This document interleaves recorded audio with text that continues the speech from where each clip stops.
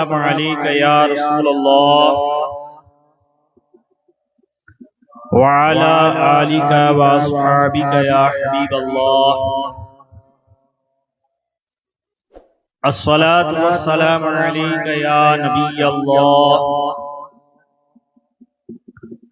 وعلی آلک واصحابک یا نور اللہ نیت المؤمنی خیر من عمل مسلمان کی نیت اس کے عمل سے بہتر ہے۔ اللہ پاک کی رضا حاصل کرنے اور ثواب آخرت کمانے کی غرض سے انشاءاللہ ہم اول تاخیر اس سنتوں بھرے اجتماع پاک میں انشاءاللہ شامل رہیں گے، اور ماشاءاللہ جو بھی ہمارے بیانات ہوں گے ان کو خوب توجہ کے ساتھ انشاءاللہ ہم سننے کی سعادت حاصل کریں گے۔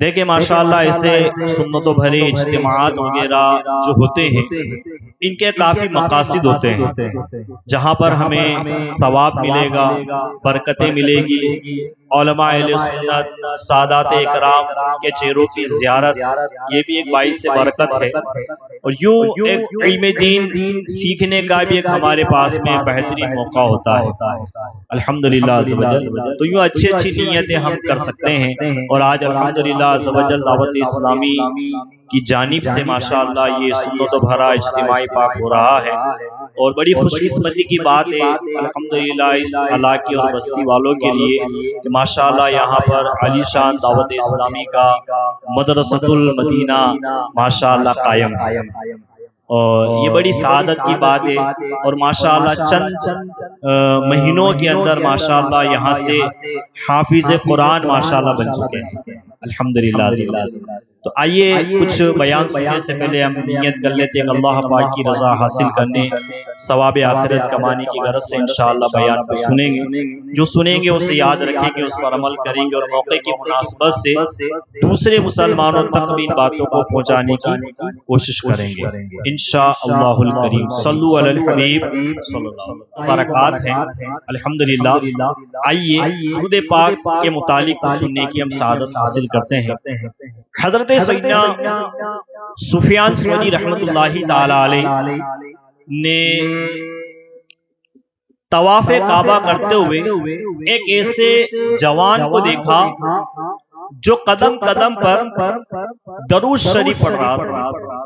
سفیان ثوری رحمت اللہ تعالی علیہ کہتے ہیں میں نے کہا اے جوان، تم تسبیح اور تحلیل یعنی سبحان اللہ اور لا الہ الا اللہ چھوڑ کر درود شریف پڑھ رہے ہو، کیا اس کی کوئی خاص وجہ ہے؟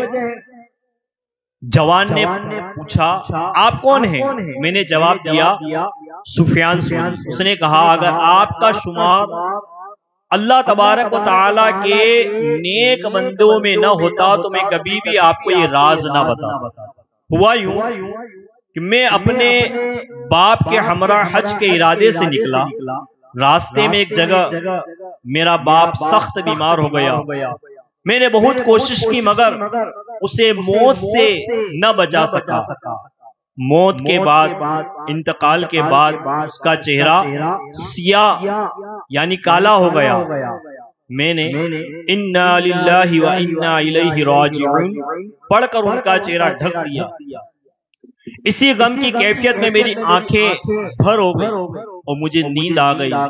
میں نے خواب میں ایک حسین کو دیکھا، ایک حسن و جمال والے کو دیکھا، اس کا لباس نہایت ہی صاف ستھرا تھا، اس کے پاکیزہ جسم سے خوشبو کی لپٹیں آ رہی تھی، وہ ناز کے ساتھ چلتا ہوا آیا، وہ میرے باپ کے چہرے سے کپڑا ہٹا کر ہاتھ سے چہرے کی طرف اشارہ کیا، میرے باپ کا چہرہ سفید ہو گیا۔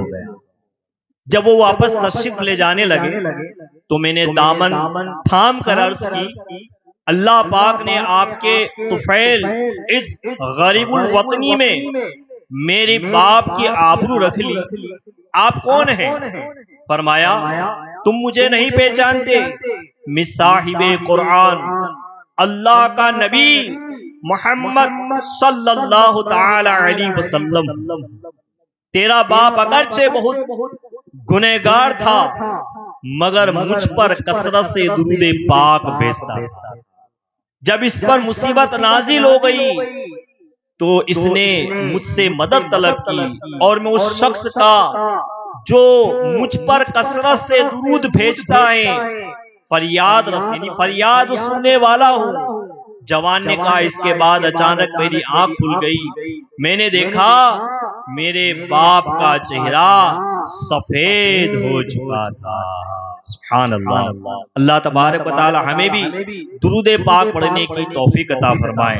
پیارے اسلامی بھائیوں، چلتے پھرتے اٹھتے بیٹھتے الحمدللہ ہمیں درود پاک کی کثرت کرنی چاہیے، انشاءاللہ الکریم اس کی بڑی برکتیں نصیب ہوگی۔ صلو علی الحبیب صلی اللہ تعالی علی محمد صلی اللہ تعالی علیہ وسلم، صلاۃ و سلام علیک یا رسول اللہ صلی اللہ تعالی علیہ وسلم۔